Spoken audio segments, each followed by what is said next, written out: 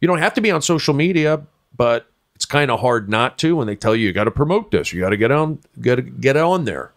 But I think, everyone's kind of like fatigued right now with just this craziness. So, I try to keep it light and polite, but it's not easy. You're very sweet. Listen, I have a rough demeanor from time to time, but I have to tell you something. I've taken a lot of chances on Twitter, and I've learned one thing.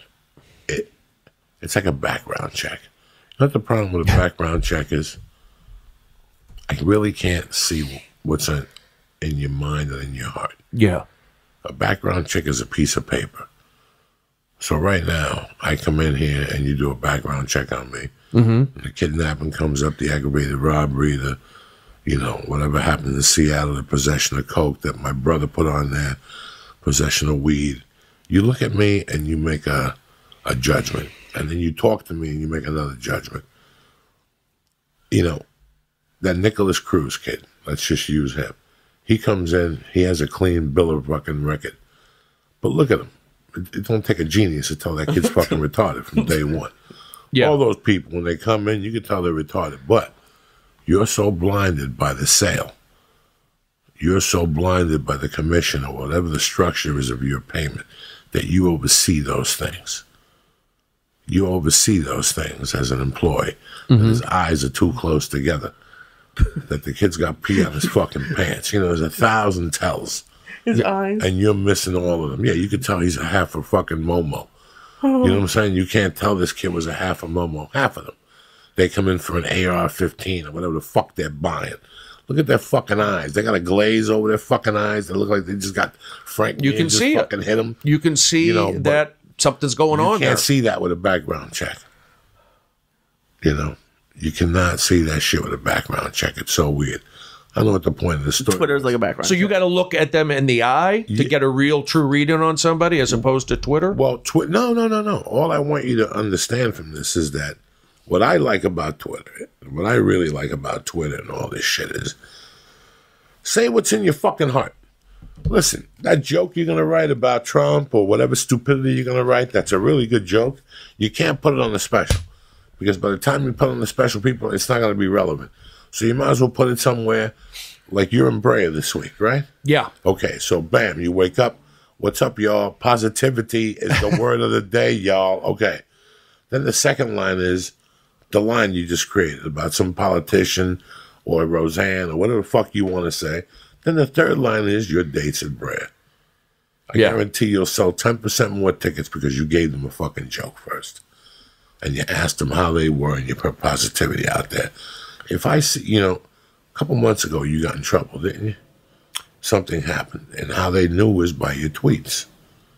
How people Which one was it? You had a situation where people came to help you, and how they knew were people contacted a bunch of people and said that these weren't regular Brody tweets.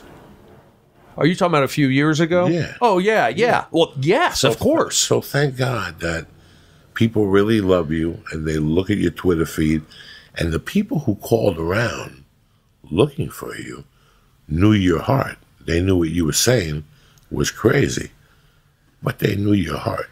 So always remember, if you say an off-color joke on Twitter, people know who Brody is. People that know who Brody is, they're not going to get offended. It's when they retweet that joke. And some fucking Mook Delore reads that joke and says, look what Brody Stevens said about people with their eyes closed together. Yeah.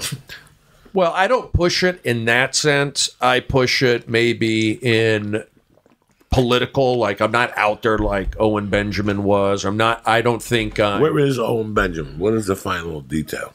Well, he's off Twitter, and I think he's doing. Is he hiding? Or he's doing time? He's on Instagram. No, he's not doing time. He's on Instagram, I think. I think he brought his family somewhere, I saw. That was the last I saw him to a... Well, every time you go on Instagram, it goes into a satellite where you are. So eventually they're going to find him and shoot him in the fucking head wherever he is, the government. Oh, my God. Instagram is fun. I keep it... I just show photos, and again, it's not bragging, but just showing some fun stuff and some comedy. There? You see a lot of people who brag on there. They show pictures of money. And, yeah. Well, I've seen that. That's a big thing that like rappers do now. Is they walk around with like stacks and they like throw it on the floor. And But I think comedians showing them on like a private air, hey, we're taking a private jet, that I'm not into necessarily. I would take pictures all the time fancy, if I did it. driving in fancy, just kind of like, not that all comedians do that, but something, just.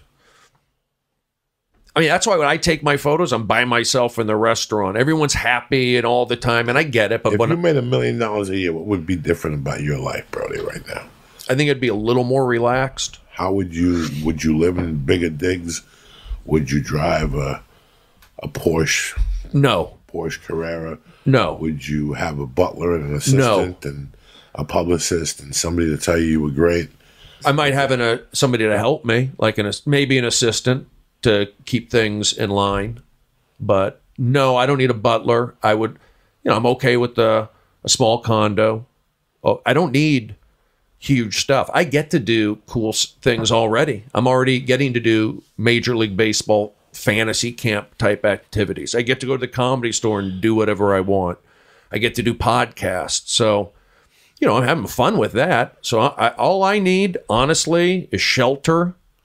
Eventually, I'd like to have a relationship. I'd like to have a dog. I wouldn't mind having a kid. I just don't know if that's going to happen. But if it doesn't, I'm okay with. How old are you now, B? 48. I just turned. You're a young man. You still got 6 more years of good dick. You know what I'm saying? Yeah, I look up to you guys. I look up to you. I look up to Dean, Shang Forbes. These guys, Eddie Pepitone. These guys who are, a little bit older than me. Like I look up to you guys. It's like, okay, they're doing it. I can do it. So I feel good about that. And it's like I think relationships matter. And again, we're getting to that Twitter stuff again. A lot of times you're by yourself. But I'll say something. It's been so crazy the last couple years with politics. I felt like, honestly, I had to put my energy into that, into like sticking up for myself, sticking up for good people. If you want to say, I'm just not crazy, progressive. I really want everybody to do well. Everybody. And I think that I go home, I go to the Comedy Store, and I go home, and I go on that internet, and I'm just searching. I'm just putting out. That's where my mind is, and I don't think I'm alone in that. Like in terms of, it's hard to enjoy things. I used to enjoy things a little more, but I would say the last year or so, I think just with the tension in the air, I'm not enjoying things. Is that how you feel at all, or what do you think? I honestly, I don't follow politicians because there are some times where I'll go check and I'll just start going on wild goose chases. I'll click on this person's Twitter and then I'll go to this person's Instagram.